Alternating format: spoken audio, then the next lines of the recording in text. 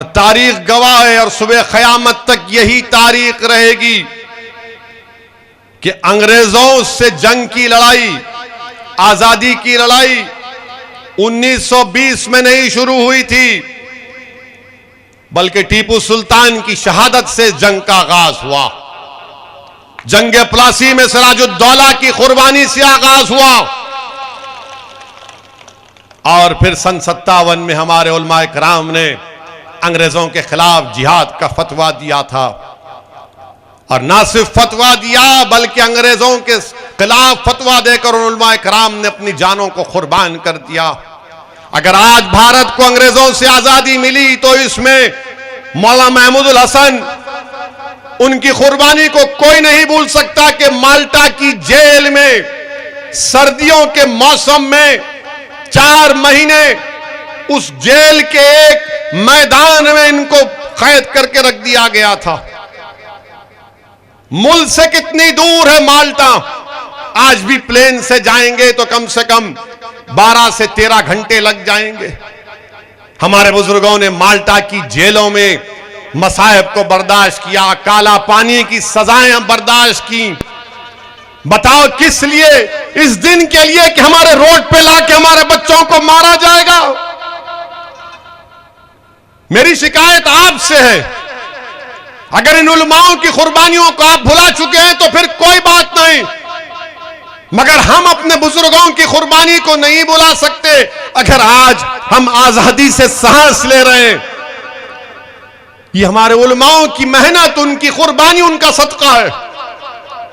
उन्होंने सब कुछ कुर्बान कर दिया अपना, और हम ये अपनी आंखों के सामने देख रहे हैं कि जिसने माल्टा की जेल में सर्दी के मौसम में जेल के मैदान में 4 महीने गुजारा, आज उन्हीं के जानशीन देख रहे हैं कि उनकी बेटी की अस्मत रेजी करने वालों को सरकार छोड़ती है संस्कारी होने के नाम पर।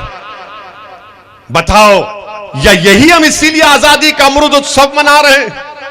यही हम खराज अकीदत पेश कर रहे हैं उन आजादी के अजीम मुजाहिदीन को जिन्होंने अंग्रेजों के खिलाफ अपना सब कर दिया, इसीलिए कुर्बान किया था, जिन्होंने पाकिस्तान के 2 नेशन थ्योरी को रिजेक्ट किया, मुस्तरद किया, भारत के कंपोजिट कल्चर की बात की थी।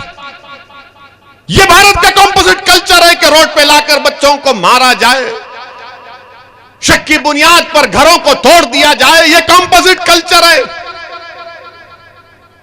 रद्द पाकिस्तान की किताब लिखने वाले हुसैन अहमद मदनी के बारे में तुम क्या कहोगे, जिन पर क्या क्या इल्जाम नहीं लगाए गए, हमले किए गए? उनकी रूहें तड़प रही होंगी इस भारत को देखकर। मेरे अजीज दोस्तों और बुजुर्गों, क्या हम सिर्फ तड़पेंगे और सिर्फ आंख में आंसू लाकर अपने घर में जाकर सो जाएंगे? नहीं, मैं आपसे अपील कर रहा हूं कि उन उलमाओं को जिंदा रखना है। वो मरे नहीं, वो दुनिया से जरूर गए, मगर हमारे दिमागों में उनकी कुर्बानियां आज भी जिंदा है और कल भी रहेंगी।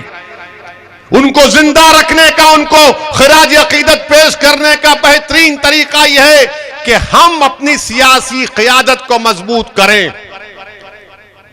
देश को आजाद होकर 75 साल हो चुके, हमने हर फार्मूले को अपनाया, हर एक्सपेरिमेंट किया, हर कोशिश की, मगर नतीजा क्या निकला कि फिरका परस्ती बढ़ती गई। हम दिलों को मिलाने की बात किए, मगर सरकारों ने दिलों को तोड़ा। हमने घरों की दीवारों को हटाने की बात की, मगर हमारे घर को जला दिया गया। हमने कहा कि मिल बैठकर खत्म करेंगे, मगर आपने दूरियां पैदा की हैं। मेरे अजीज दोस्तों और बुजुर्गों, मेरी आपसे इल्तिजा है कि मंजलिस को एक मौका दीजिए। हम किसी मजहब के खिलाफ थे, ना कभी रहेंगे इंशाअल्लाह ताला। असदुद्दीन ओवैसी की फितरत में नहीं है किसी मजहब के खिलाफ जाने की। मैं तो चाहता हूं, मेरी ख्वाब, मेरी जुस्तजू, मेरा पैगाम यही है कि भारत में कमजोरों को इंसाफ मिले, भारत में मजलूमों को इंसाफ मिले, कमजोरों को ताकतवर बनाया जाए। और उसी वक्त होगा जब भारत के कमजोर अल्पसंख्यक समाज, दलित, आदिवासी और हमारे जो हिंदू भाई जो आज भी गांधी और नेहरू की कुर्बानियों को नहीं भूले, वो उनको आगे बढ़ना पड़ेगा। वरना सिर्फ याद रखो, जिस राह पर हम देश को लेकर जा रहे हैं वो हम अपने मुजाहिदीन आजादी के राह जो ने सोची थी, जो ख्वाब देखा था, हम उन ख्वाबों को नहीं पूरा कर रहे, हम उनके ख्वाबों को चुकना चूर कर रहे हैं। मेरे अजीज दोस्तों और बुजुर्गों, मेरे अजीज दोस्तों और बुजुर्गों, जब तक आपकी कोई सियासी आवाज नहीं होगी, आपकी तकलीफ को भी नहीं देखा जा सकता। और जब चुनाव आ जाता है तो हम सबको फिक्र होती है कि भाई ये क्या होगा, कैसे करेंगे। मेरी आपसे सिर्फ एक ही गुजारिश है कि आप इत्तेहाद पैदा करिए, अपनी जमात का साथ दीजिए। बरसों आपने मुख्तलिफ सियासी पार्टियों को आपने कामयाब किया, एक मर्तबा मजलिस का साथ दीजिए। लोग कहते हैं कि अगर तुम्हारे लोग जीत कर जाएंगे तो क्या करेंगे। मेरे अजीज दोस्तों और बुजुर्गों, हमारा काम, हमारी पहचान है।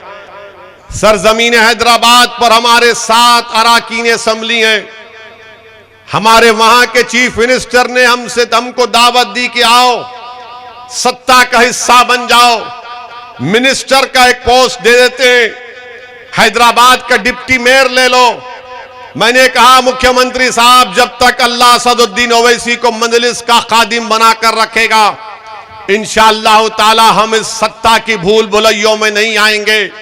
हमको सत्ता से मतलब नहीं है, मंत्री बनने से मतलब नहीं है, हमको जिस चीज से मतलब है, जिसके लिए हम लड़ रहे हैं, जिसकी बुनियाद पर आज ओवैसी इस दरमियान में खड़ा है आपके, कि हमारे बुजुर्गों की कुर्बानियों की वजह से, उन बुजुर्गों की एक ही ख्वाहिश थी कि इंसाफ हो, इंसाफ हो, इंसाफ हो। हम इंसाफ चाहते हैं, हम भीख नहीं चाहते। और लोगों, अजीम मेरे बुजुर्गों, मेरी बात को यकीन करिए कि 7 हमारे अराकीन असेंबली तेलंगाना में है। मैं लंबे कामों की फहरिस्त नहीं गिनवाना चाहता हूं, मगर मैंने आज उलमाओं के दरमियान में कहा, आपके दरमियान में भी कह रहा हूं कि 7 अराकीन असेंबली है। हमने मुसलमानों के लिए तेलंगाना में वक्त के चीफ मिनिस्टर्स के सामने बैठ के बात करके हमने तालीम का इंतजाम किया। और आज तेलंगाना में 6th क्लास से 12th क्लास तक, 6ठी जमात से 12वीं जमात तक 60,000 मुस्लिम बच्चे और बच्चियां पढ़ रही हैं, मुफ्त में पढ़ रही हैं। उनका बच्चियों का स्कूल और हॉस्टल अलग, बच्चों का स्कूल और हॉस्टल अलग, बेहतरीन मियारी तालीम उसमें दी जा रही है। क्या हमारी लड़ाई सिर्फ जान बचाने की होगी? क्या हमारी लड़ाई सिर्फ पुलिस की लाठियों से अपने आप को बचाने की होगी? क्या हमारी लड़ाई अपने इलाके की डेवलपमेंट की क्यों नहीं हो सकती? क्या हमारी लड़ाई हमारे बच्चों के रोशन मुस्तकबिल के लिए क्यों नहीं हो सकती? क्या तहफ्फुज हमारा मुकद्दर नहीं बन सकता? या फिर गैर महफूज रहना और डर डर कर अपनी जिंदगी गुजारना यह हमारा मुकद्दर बन जाएगा?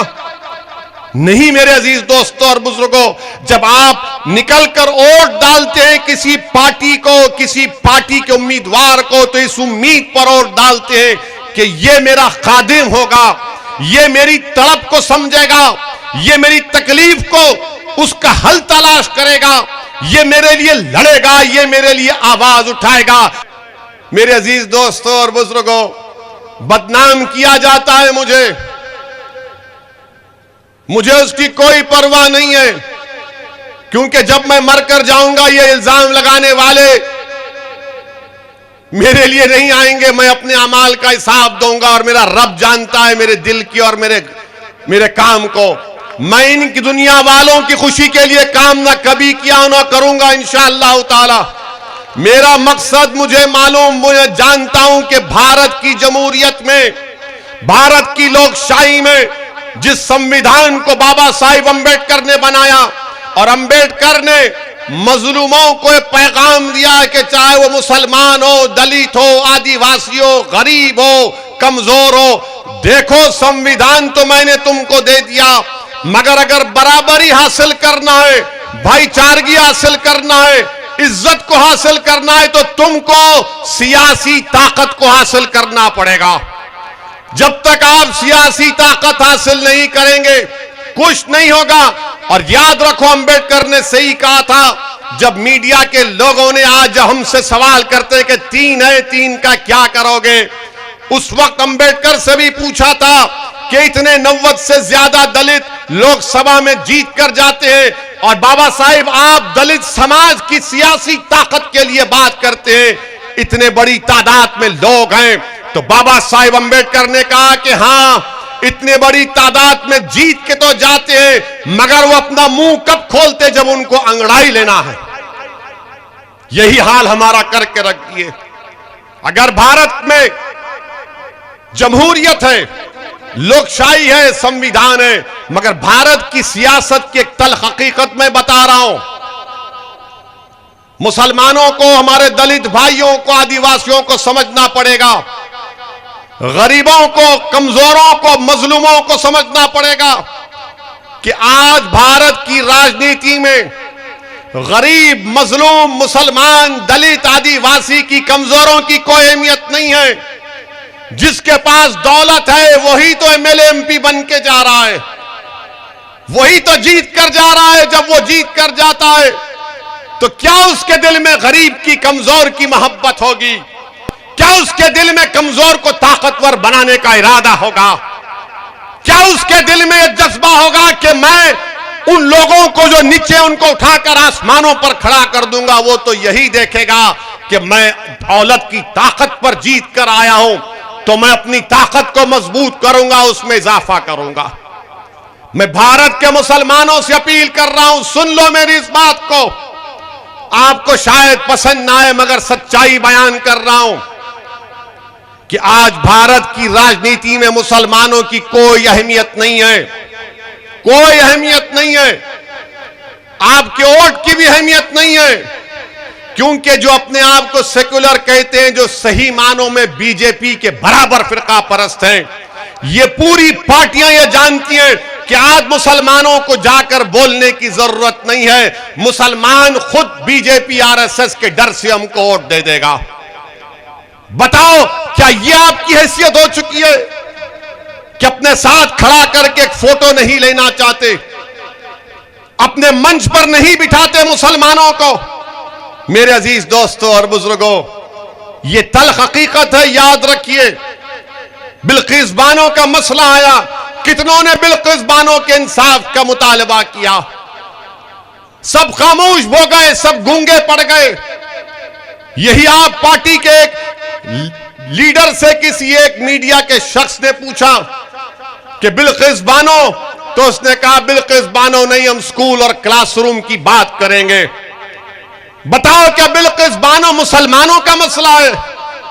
बिल्किस बानो भारत का मसला है, भारत की महिलाओं का इंसाफ का मसला है।